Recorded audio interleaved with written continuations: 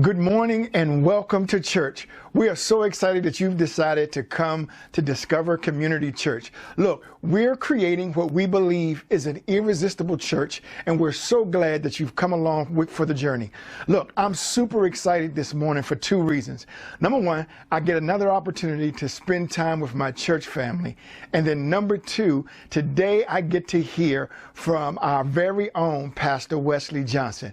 We're going to continue in the series that we started last week, Family Values, talking about what makes DCC DCC. And today he's going to deal with the value of love. Look, we want to make sure that you're properly taken care of, whether you're online or at a watch party. And so we have our chat moderators that can answer any questions for you. And you can just drop those questions if you have them in the chat, and our chat moderators will take great care of you. But if you happen to be at a watch party, we have our guides just standing and waiting to take care of you at a moment's notice. Look, this is going to be a very exciting service. We're going to start with praise and worship, and then we're going to have a mindful moment. A mindful moment is a time for us to be able to center ourselves, to focus ourselves, to get the week off of us, and to totally focus on God.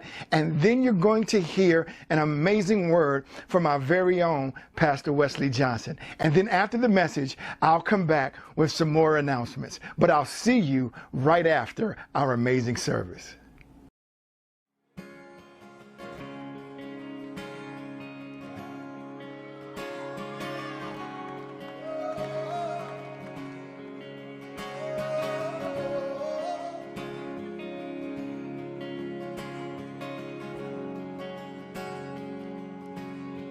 Christ is my firm foundation, the rock on which I stand, when everything around me is shaking. I've never been more glad that I put my faith in Jesus, 'cause He's never let me down. He's faithful through generations. So why would He fail now? He won't.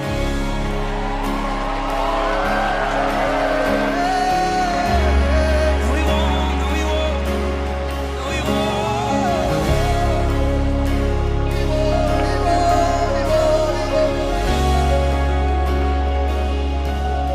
And I've still got joy in chaos. I've got peace that makes no sense, and I won't be going under. I'm not held by my own strength, 'cause I live my life on Jesus. He's never let me down. He's faithful through every season.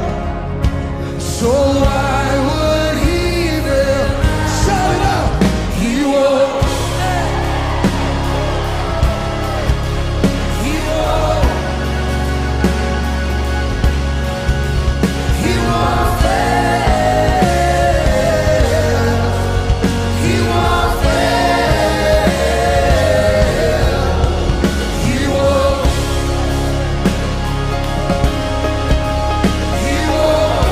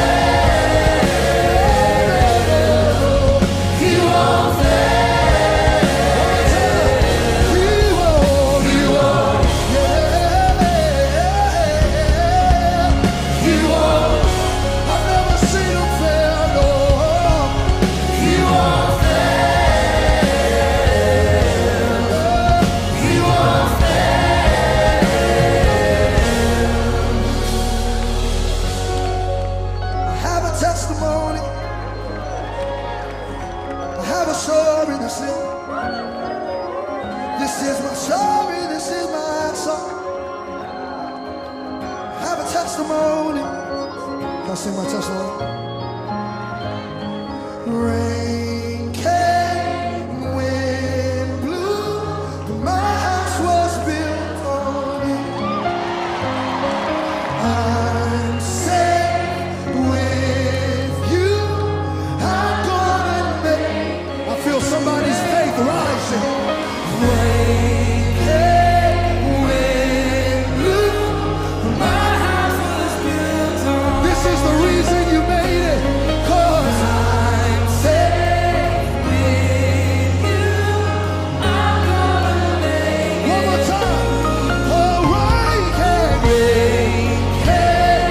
wind blew, but my house was built. This is the reason I'm standing. Oh, I'm safe with you. I'm gonna make it. I'm gonna make it. I'm gonna make it. 'Cause I'm standing strong on you. I'm gonna make it. I'm gonna make it. 'Cause my house is built. 'Cause my house is built. One more time, y'all. Say, and Christ is my firm foundation, the rock on which I stand. When everything around me is shaking, I've never been sure that I put my faith in Jesus. He's never let me down. He's never let me down. Faithful through generations. So I would be fair. He won't. He won't. He won't fail. Say, he won't fail. He won't. He won't. No, no, no, no, no, no. He won't fail. Oh, he won't fail. Never seen the righteous forsaken, and he won't start now. Never seen the righteous forsaken, and he won't start now. Rain came, wind blew, my house was built on. This is how I made it. I'm safe with you. I'm gonna make it. Oh, rain came. It tried to knock me out. It tried to shake me up. But my house was built on you. Oh, I'm safe with you. I'm gonna make it. 'Cause I'm gonna make it. I'm gonna make it. I'm standing strong on you. I'm standing strong. I'm gonna make it through. I'm gonna make it. My house is built on. My house is built on. So you're gonna make it. I'm gonna make it. 'Cause I'm standing strong. I'm standing strong. I'm gonna make it. I'm gonna make it through. 'Cause my house is built on.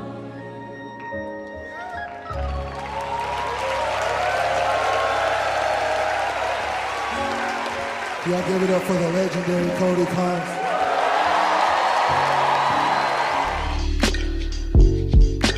Relax your mind, let your conscience be free.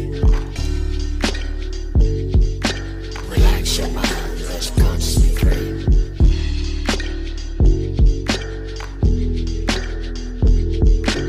Relax your mind, let your conscience be free. The DCC Mindful Moment is a mindfulness practice designed to help us improve our ability to decrease stress, anxiety, and regulate our emotions. This time is intended to help us focus our attention and observe our thoughts and feelings without judgment. We invite you to join us. Find a comfortable position, remove any distractions, and prepare to experience God through our connection with the world around us.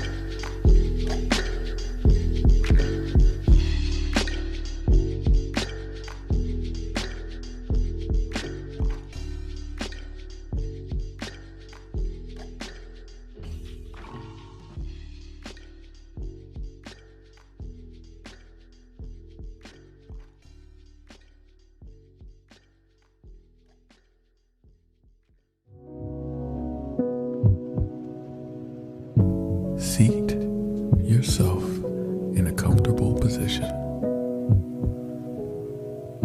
Place both feet firmly on the floor.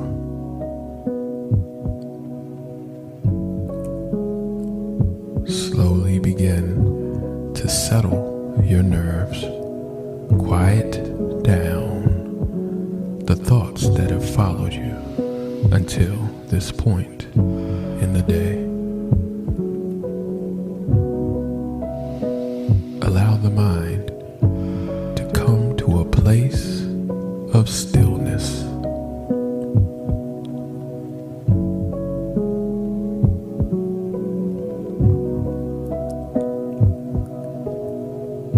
Feel the ground rise up to meet your feet and ground you.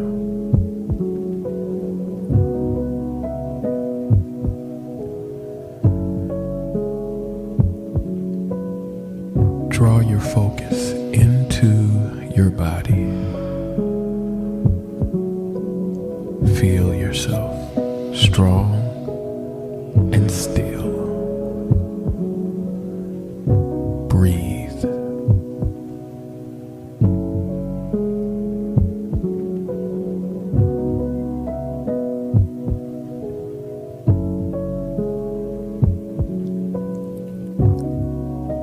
Allow for a moment to pass while you deepen your breaths and become more aware of what is going on in your body.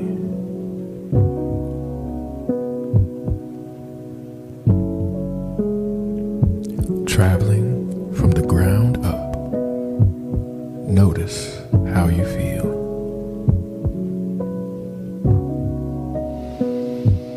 Your feet, calves, knees, thighs, and stomach. Move upward, but gently.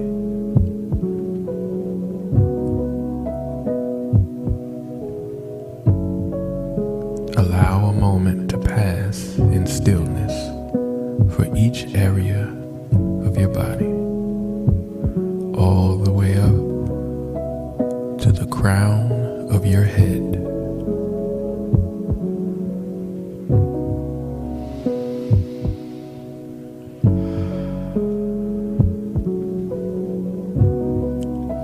Remain in that place of inner stillness. Notice how your body feels now, how it aligns to this position.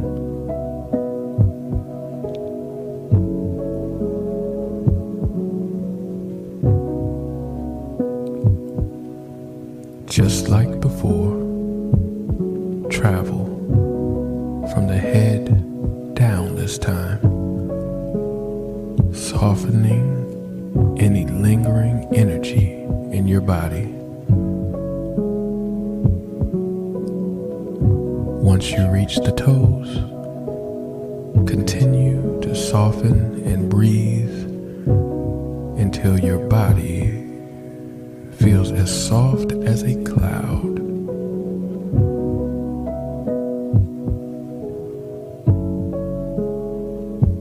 You are fully relaxed.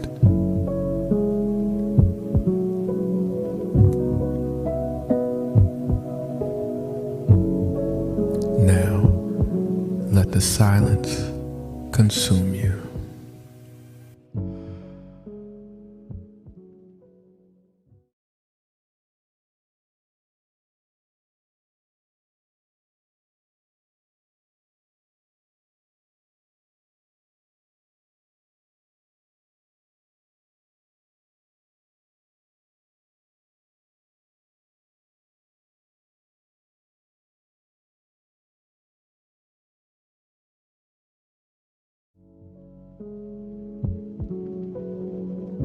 Slowly begin to bring awareness to how you feel.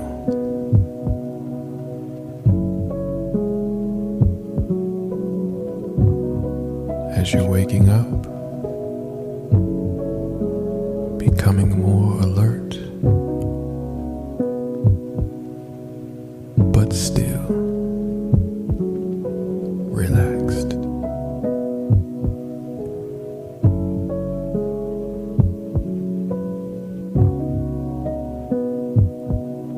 Now, fully in touch with yourself and the environment around you, you are ready to hear.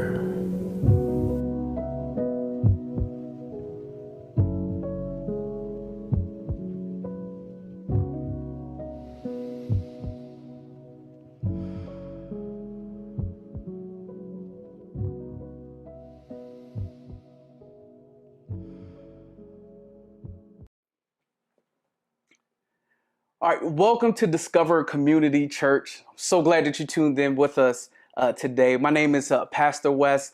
I am the Maryland campus pastor for Discover Community Church, and I'm just so glad to speak with you this morning. Before we begin, I got to give a couple of shout outs. Our senior pastor and first lady, Pastor Kev and Chrissy Jones, celebrated 26 years of love and wedding and marriage and all that good stuff. And so just want to give a shout out to you guys. And then on yesterday, another major couple in our ministry, Cornelius and Aisha, celebrated their wedding anniversary. Please give it up for them and for all the good things that they do here at Discover Community Church. Hey, look, we are right now in a series called Family Values. We just launched on May 15th, and we are now starting to talk about what are the family values here at Discover Community Church. Just 2 weeks ago, Pastor Kev talked about healing, and that's a major core value for us. That is something that we strive to do, be a community that heals, that does not do harm to others. And so today, we're going to talk about another one of our core values, and we are going to talk about love. Talking about love. Love, a word that comes and goes. But few people really know what it means to truly love somebody. Come on, where are my Kirk Franklin fans out there? Y'all know all about it. We're going to talk about love today, and so we're going to be picking up in 2 chapters in the 1 Corinthians. We're going to be going through 1 Corinthians chapter 12 and 13. And so we're going to walk through those, and we're going to see, how do we love as a community? I think it's important because Paul was sent a note from the church of Corinth, and that's what this letter is. And they sent it to Paul, and they were asking about a particular thing, and Paul begins to address it at the beginning of 1 Corinthians chapter 12. And it says this in the New Living Translation: "Now, dear brothers and sisters, regarding your question about special abilities the Spirit gives us, I don't want you to misunderstand this." It's interesting that this church really reached out to Paul to ask about spiritual gifts. And so he uses this opportunity to talk about spiritual gifts. And then he's going to talk about how really we want to move to love and not leaning just on our spiritual gifts. It's really interesting because that same thing happens today. The way that we live our lives is really based on the gifts that we have. So as soon as someone is born, we try to figure out how well they can read, how well they can write. We do tests even when they're going into elementary school. If they're going to a private school, you'll actually do a test to see if that person actually can live up to the gifts and talents and abilities to get into that school. If they go to just a public school or a charter school, whatever, and by the time you reach the second grade, they want to see if you can get into a special program called TAG. It's for the talented and gifted. We do many tests to see how individuals are talented and gifted in reading and writing and arithmetic. And if you're not talented in that, we'll try to see if you're talented musically. Can you sing? Can you dance? If it's not in the entertainment, can you make me laugh? We'll try to see if you're really good at sports. Kids are being scouted as early as 4th and 5th grade now, with the ability to sign contracts and to be able to sell your likeness. People are already doing that. You can join AAU teams, and all these things happen because of the talents and gifts, and we were trying to find out what's happening. And I believe the Church of Corinth wanted to ask this question because they're going through the same thing. They're building a church, and they want to know what are the talents and gifts that you need, because that's the way that we're used to living. That's the way that we're used to operating. We're used to seeing how talented and gifted someone is so that we know where they play a role in the community. And so that's where we set up these different classes. Someone that's super talented will be the upper class. Someone who has a couple of talents, they will be the middle class. And those who are not as talented, bless their heart, they'll be in the lower class. And so that's why the Church of Corinth wrote this to Paul. And Paul is using this opportunity to say, hey, look, talents are cool, but I want to show you the best way to have a thriving community. And so if you're going to use your talents and gifts, he tells us in verse 7, a spiritual gift is given to each of us so we can help each other. See, typically in the way that we live life, we use our talents and gifts to build up our own egos and to lift us up. If I continue with that analogy, by the time you get to high school, you're trying to see what schools you can get into, the top prep schools and things of that nature, because if you get into a really good school, then maybe you can learn and be able to take the SATs and get into a really good university. And then when you get into a really good university, you get an opportunity to get a really good job. And then that job opens the opportunity for you to get good money, a good house, a good car, to meet a good spouse that's on your level. And all these things lead to a great life. And that's how we're used to measuring community. That's how we're set up. If we want to know what you are talented or gifted to do, and that's how we'll classify you as a person. And so they were doing this spiritually. And he's saying, look, I want you to know, when you get your gifts, I want you to know it's to help other people. It's to help each other. And unconsciously, we do this. We look at individuals' gifts because we believe that our gifts are our identity. And then we take that identity and add a value to it. And we might not want to admit it, but based on that value, we determine the level of love that they get. And so this is why Paul wants to stop this pattern of looking at these talents and gifts in chapter 12, because he wants you to not just focus on these talents and gifts. They're cool. They're good if you're using them to help others, but there's a better way to do this. And so he lets them know in verse 11 that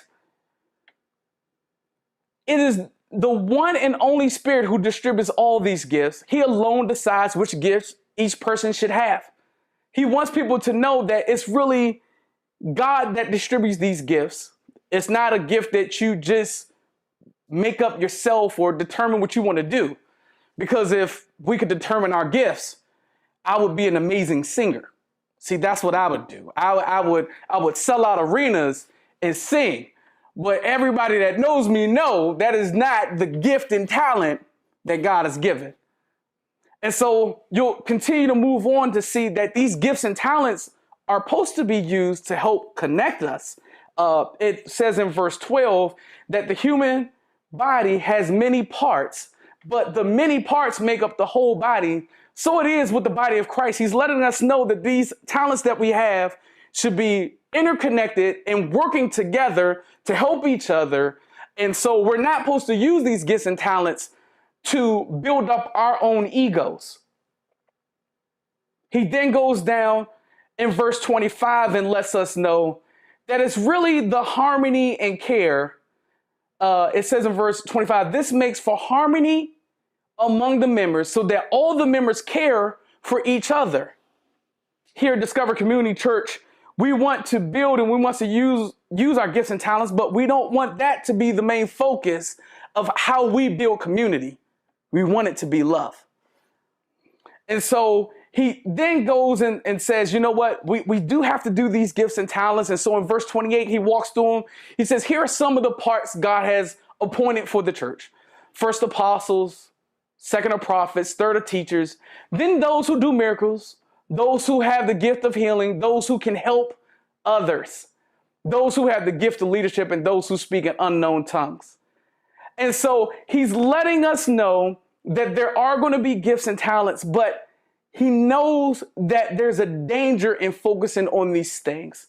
And so he ends in verse 31 by saying this. So you should earnestly desire the most helpful gifts, the gifts that help each other.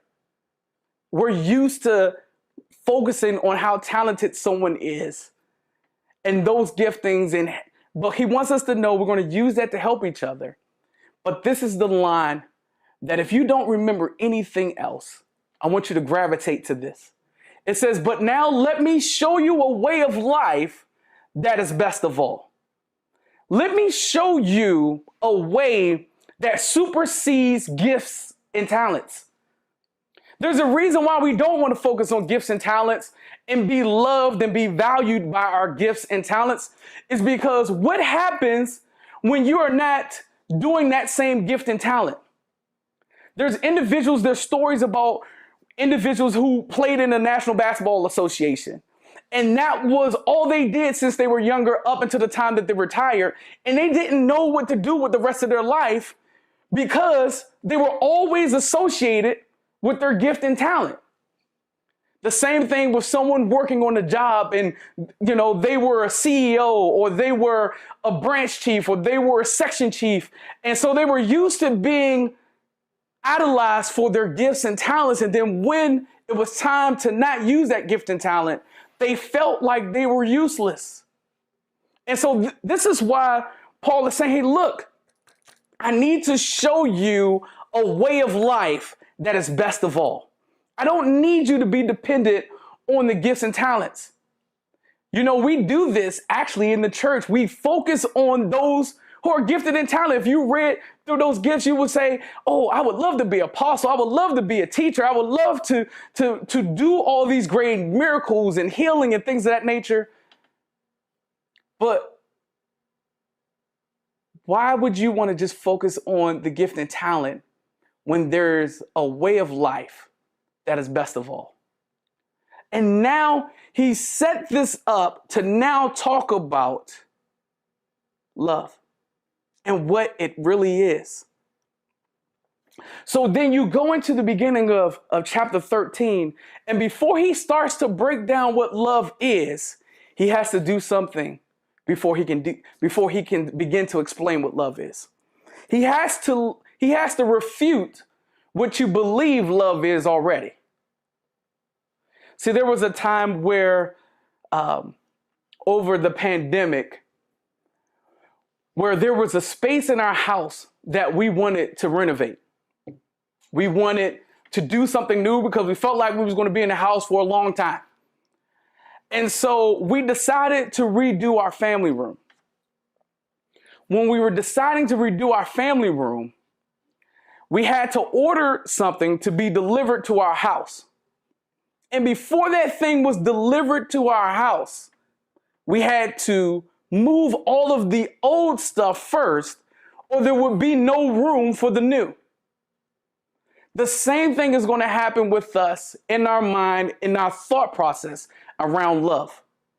I don't care that you've read this chapter 100 times. I pray that you would make room to hear something new with this.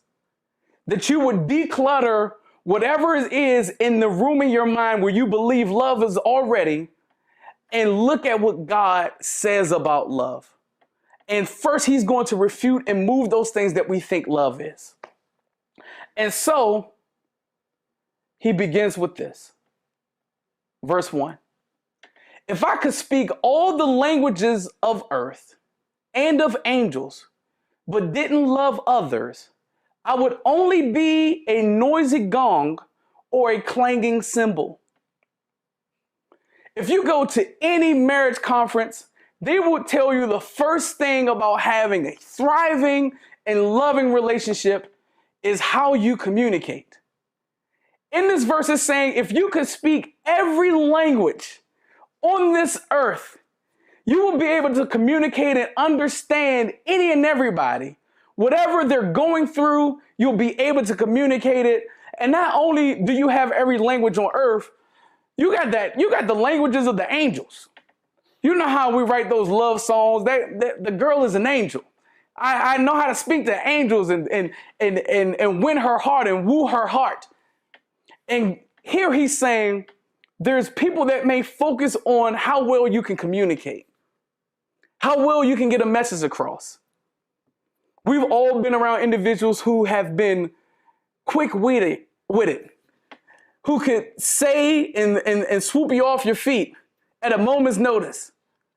At any time, they could come back with a beautiful saying, a lovely poem, write you a beautiful letter. But what it's saying is, love is not just how you communicate. It's not how well you can communicate. Because you can communicate well and still not have love. Also, it's dealing with the intelligence as well. You have to be extremely intelligent to learn so many different ways to communicate. And sometimes we are so enamored with someone who's very intelligent, who's well-spoken, who carries themselves well, who speaks in big circles. And he's saying that's not love. It's not love that someone can communicate well. And that's the first one. Then he goes to the second example, and it says, if I had the gift of prophecy, and if I understood all of God's secret plans and possessed all knowledge, and if I had such faith that I could move mountains, but didn't love others, I would be nothing. So here it's letting us know that you can be gifted and talented enough to prophesy, to be able to encourage and exhort people, to make them scream and shout and run all across the room. You might have all of God's secret plans. You might think because God is love and that this person knows all the things that God wants to do, that they truly know love. And it's letting us know that you can have all those things. You can possess all the knowledge. You can quote the scriptures backwards and forwards. You can have such faith that it talks about Jesus. He said, if you had faith the size of a mustard seed, you could move a mountain. And it's referring that you could have faith to move mountains. You could start amazing organizations because you just believe. You could do all these great things and stretch and be so disciplined to start so many new things. And yet you could still not have love. It says everything that you built, all the conferences that you did, all the books that you wrote, all of it will be nothing if love is not there. Then he goes to another example in verse 3, and it says this: if I gave everything I have to the poor and even sacrificed my body, I could boast about it. But if I didn't love others, I would have gained nothing. Here at Discover Community Church, we place a major emphasis on service. Every fifth Sunday, we are doing some form of outreach. We set aside a minimum of 10% of all funds that come in to make sure that we're helping individuals. We make sure that the Bible tells us that when we give to the poor, we're giving unto the Lord in Proverbs. We can do all those things, but still not have love. How is that possible? You're telling me that you can build a well over in South Africa and feed many small villages and still not have love in your heart? You can build amazing church edifices and you can build multiple campuses and be on the radio and talk about all the millions of dollars that you give to other individuals and still not have love? You can literally lay down your body. It says, sacrifice my body, and boast about it.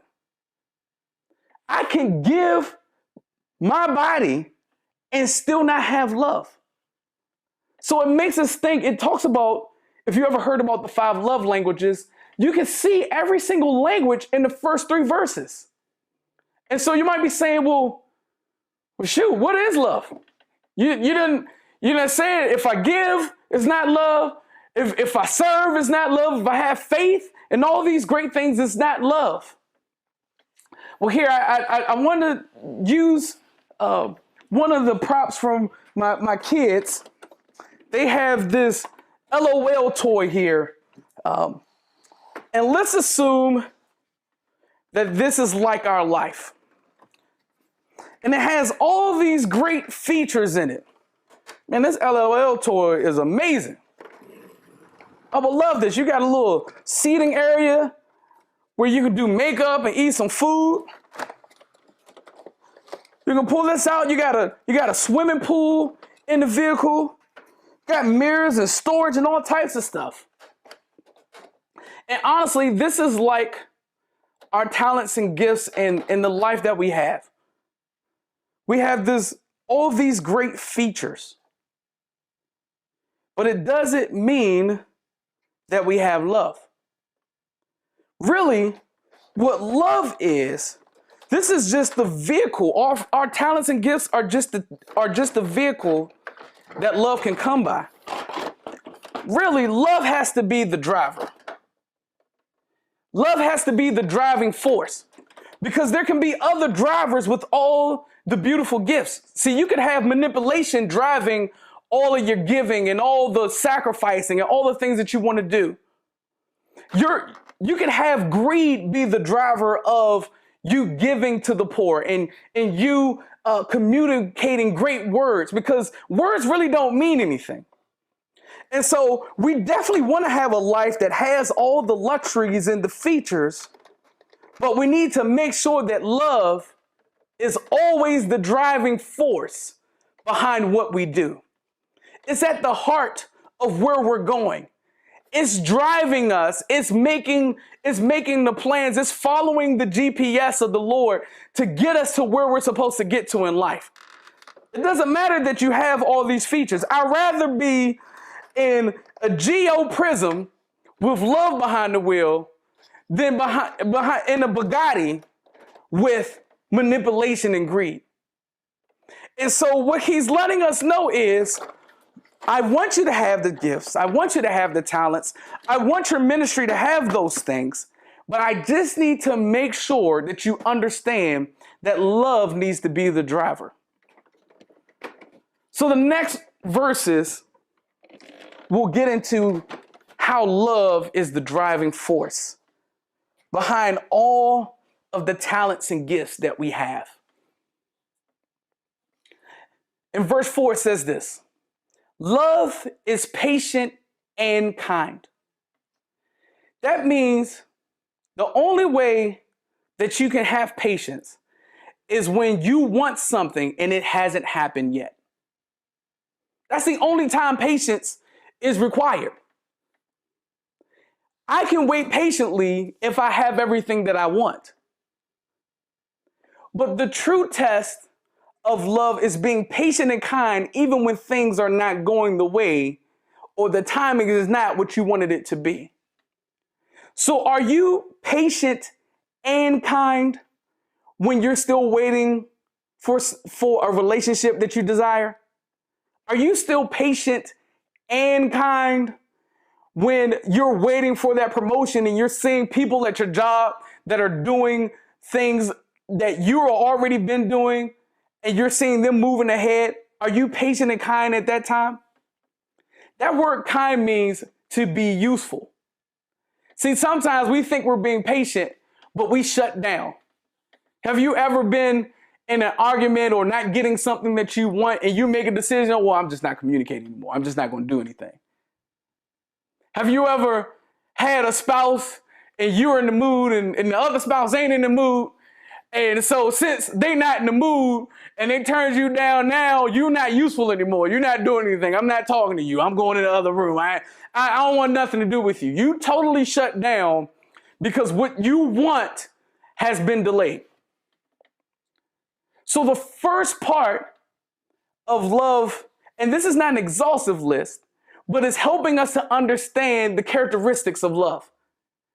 Can we be patient and kind when things are not going the way we want it to go?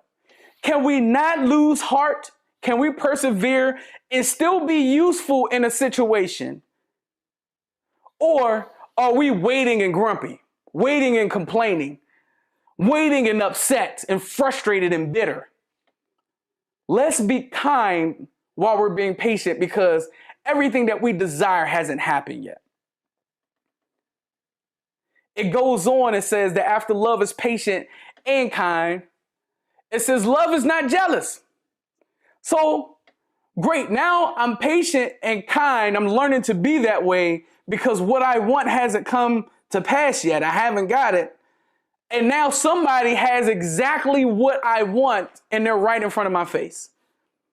Can I be excited about what God is doing in somebody else's life when I want that same thing to be happening in my life?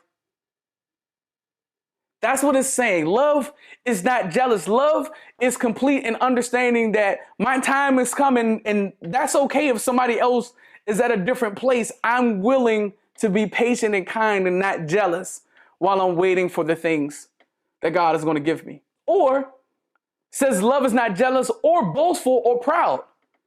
How do you act when you finally get what God wanted to give you? So you finally get it, and now you treat everybody else like peons because they're not on your level. Are you able to celebrate and not be boastful and not be proud and not be rude? Can you still be a person that people want to be around? That truly is what love does. Verse 5, it says, it does not demand its own way. I don't know why Paul is harping on this thought process of it's not how you act when things are good. It's how you act when things are bad. When you're not getting your own way, how do you react? Do you do the Christian thing and be nice but passive aggressive to try to get something done so it could benefit you? Or are you truly okay with something not going the way that you truly desire? Because that's truly what love is. Love doesn't really seek how it benefits me. I know that it would eventually do that, but if it means that something is better for the greater good of the whole group, I'm cool with it. I don't have to try to sneak in what I wanted from the beginning. So love doesn't demand its own way. This next one, I promise you, this is the one that I am working on. It is not irritable. I don't know about you, but sometimes it can be difficult when you have children that continually try to get something from you and you are irritated because things are tough. You had a long day. Can you still operate in love even when you really feel irritable? And then it says it keeps no record of wrongdoing. It says doesn't keep a record of wrongdoing. It means that love is not petty. Love doesn't say, you know what? I'm going to get you back. You got me on that one? I'm going to get you back. I'm going to make sure you get yours. And so as you're reading through this, you might be saying, man, love is whack. Love doesn't have a backbone. Love doesn't get things done. And so I want you to know that just in the next verse, it really shows that love is a fighter. It says in verse 6, it says, it does not rejoice about injustice. That means love can never sit back when injustices are being done. Love cannot sit back when it sees that its neighborhood is being redlined and that there's people that have the same type of house that's going for $30,000 more than your house. You can't sit back and watch injustices happen. Love says, I can't sit back and be quiet when someone goes into a grocery store in Buffalo and shoots up individuals and I just start quoting, turn the other cheek. Love says, I cannot rejoice in injustice. I got to do something about it. It says, but rejoices whenever the truth wins out. That means love has to fight for the truth. It has to. It can never be stagnant. Love is not neutral. Love is a fighter. As we'll see in later verses, it says that love never gives up. The reason why it never gives up because it's always fighting for justice. It's always fighting for truth. It's not something that can watch injustice, after wrongdoing, after bullying, after manipulation and oppression. It can't sit there and watch. When you truly love, injustice cannot remain. So if you ever thought that God had called you to love, and so that means that I don't say anything, I don't ruffle any feathers, I don't make a stand, you don't know love. Because love cannot rejoice in injustices, but it rejoices whenever the truth wins out. And it's so interesting because the two words of rejoice are different. The first rejoice is just talking about being glad. The second rejoice is talking about rejoicing when other people win. So it means it's not just rejoicing and when my truth wins out. I pay attention when other people are going through injustices, and I have to make sure that they win too. So here we're wrapping up in the last two verses, and it says this: love never gives up, never loses faith, is always hopeful, and endures through every circumstance. That means love always covers and protects. Love trusts. It always has an expectation, and it will always remain. Here at Discover Community Church, this is the gold standard that we are striving for. We're making sure that we always protect. We always fight for justice. We never lose faith. We're always hopeful. We're always enduring. We always believe that someone can overcome. We're always fighting for them. There's always space for someone in the community to be a part of it. We're not going to be a community that's built on just the gifts and talents, because gifts and talents will fade. Gifts and talents will go to other places. But you can always be welcomed here. It's not about how much you can help serve. It's not about how much you give here. It's about love and being a community that is patient and kind, that never gives up. That's a place where we won't be irritable because you're there. We're going to be glad that you came. We are always excited to see you. And you don't have to do something or live up to some type of standard just to be welcome in this community. So here's the deal. Verse 8, prophecy and speaking in unknown languages and special knowledge will become useless, but love will last forever. We want to build a community that lasts forever. We want to be a place where people can love God, love people, and truly make a difference. Not because they're gifted or talented, not because they're in the upper echelon of great people, not because of all the great things that they bring to the ministry. We just want you. And you don't have to flex your talents and gifts. We just want to love on you and grow together as a community. This is one of our family values, that we want you to be on this journey with us together here at Discover Community Church. I pray that you come along with us. I look forward to having this discussion at our Hangouts, and you're going to now hear from our amazing team on how you can be plugged in and connected to this place that truly strives to love like God loves in a community setting. Peace and blessings. Thank you so much, Pastor West, for that awesome and thought-provoking message.